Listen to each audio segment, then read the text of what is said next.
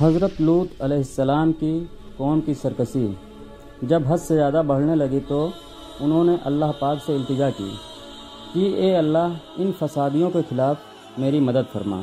اللہ تعالیٰ نے ان کی دعا قبول فرمائی اور اس قوم پر عذاب نازل کیا۔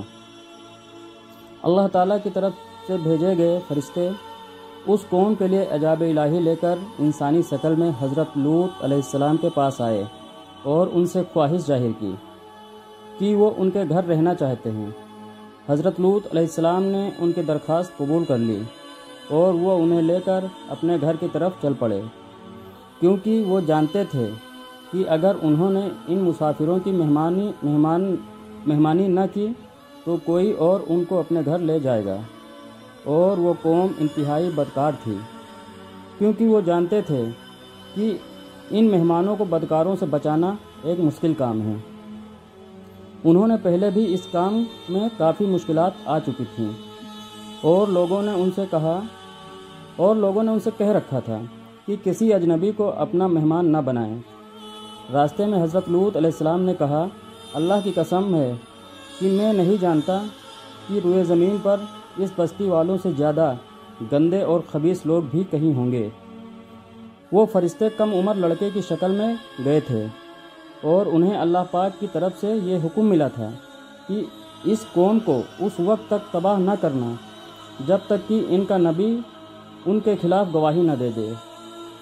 حضرت لوط علیہ السلام اس قوم کی بدفعالیوں کے بارے میں اچھی طرح جانتے تھے۔ اللہ تعالیٰ فرماتا ہے کہ جب فرشتے حضرت لوط کے پاس آئے تو وہ ان کے آنے سے پریشان ہوئے اور کہنے لگے کہ آج کا دن بہت مشکل دن ہے۔ حضرت لوط علیہ السلام ان مہمان فرشتوں کو لے کر اپنے گھر آ گئے تاکہ ان مہمانوں کی حفاظت کی جا سکے، مگر افسوس کہ ان کی بیوی بھی ان کی قوم جیسی تھی۔ اس نے قوم کو ان مہمانوں کی خبر دے دی۔ حضرت لوط کی بیوی اللہ کے ایک جلیل القدر نبی کی زوجیت و صحبت سے برسوں سرفراز رہنے والی یہ عورت حضرت لوط کی بیوی تھی، مگر اس پر ایسا شیطان سوار تھا کہ سچے دل سے کبھی ایمان نہیں لائی، بلکہ تمام عمر منافقہ رہی۔ جب قوم لوط پر عذاب آیا اور پتھروں کی بارش ہونے لگی، اس وقت حضرت لوط علیہ السلام اپنے گھر والوں اور مومنین کو ساتھ لے کر بستی سے باہر چلے گئے۔ وائلہ جو کہ آپ کی بیوی تھی آپ کے ساتھ تھی۔ آپ نے بتا دیا تھا کہ کوئی شخص بھی بستی کی جانب نہ دیکھے ورنہ وہ بھی عذاب میں مبتلا ہو جائے گا۔ کسی نے بستی کی طرف نہیں دیکھا اور سب لوگ عذاب سے محفوظ رہے، لیکن وائلہ چونکہ منافق تھی، اس نے حضرت لوط علیہ السلام کی بات کو نہ مانتے ہوئے بستی کی طرف دیکھ لیا اور شہر کو الٹ پلٹ ہوتے دیکھ کر زور زور سے چلانے لگی کہ ہائے رے میری قوم! یہ زبان سے نکلتے ہی عذاب کا ایک پتھر اس کو بھی لگا اور یہ بھی ہلاک ہو کر جہنم رسید ہو گئی۔ بس قوم کے لوگ حضرت لوط علیہ السلام کے گھر کے دروازے پر آئے اور اونچی آواز سے کہنے لگے کہ اے لوط، وہ کمسن لڑکے جو تمہارے یہاں مہمان بن کر آئے ہیں، تم ان کو ہمیں دے دو۔ تو حضرت لوط علیہ السلام نے کہا، اے قوم، یہ جو میری قوم کی تمام عورتیں ہیں یہ تمہارے لیے جائز اور پاک ہیں۔ لیکن اس قوم نے یہ بات نہ مانی، سب بدکار رہے۔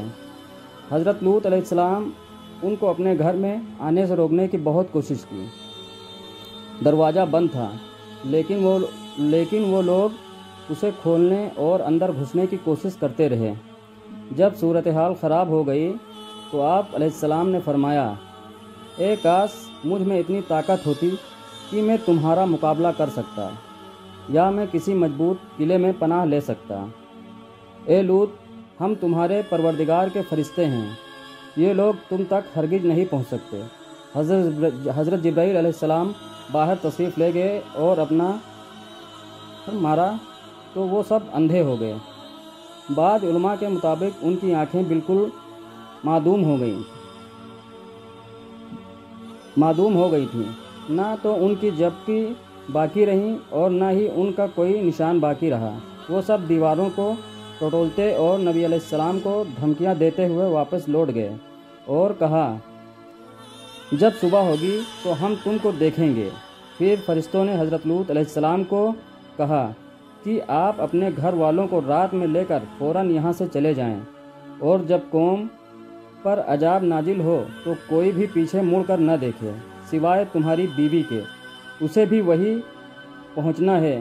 حضرت لوط علیہ السلام جب شہر سے روانہ ہونے لگے تو ان کے ساتھ بیٹیاں اور بیوی بھی تھیں، اور جب وہ شہر سے باہر نکل گئے اور سورج طلوع ہوا تو اللہ کا عذاب بھی آ گیا۔